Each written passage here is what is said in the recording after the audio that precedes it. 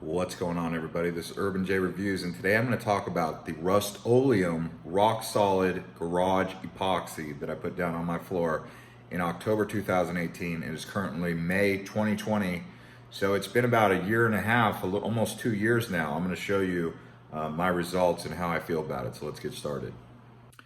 There will be an affiliate link in the description below for you to click on for this exact product right here.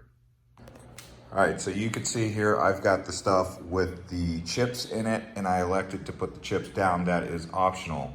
So when I first moved into here, it was a brand new build, and I remember debating whether or not I needed to acid wash it.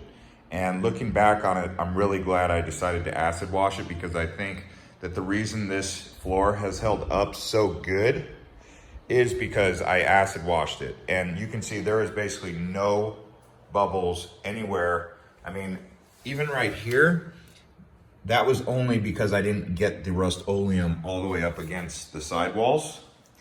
But the only problem that I've had is this right here, a little bit of scratching. You can see the concrete floor right there. And I'd like to be able to repair that. I have about 3 areas like that right there. This was not from bubbles, this was from scraping. And one of the things that I wish I did more was put just one extra coat.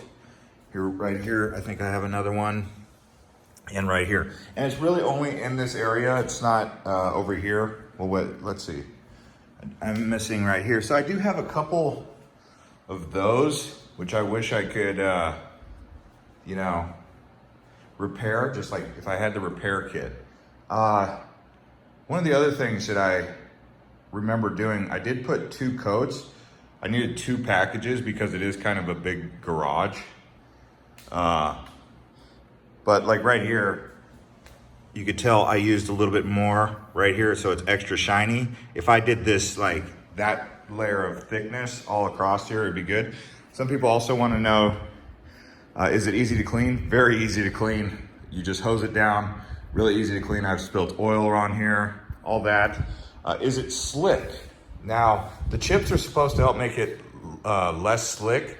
So if you want to make it a little bit, more non-skid, you would use the chips.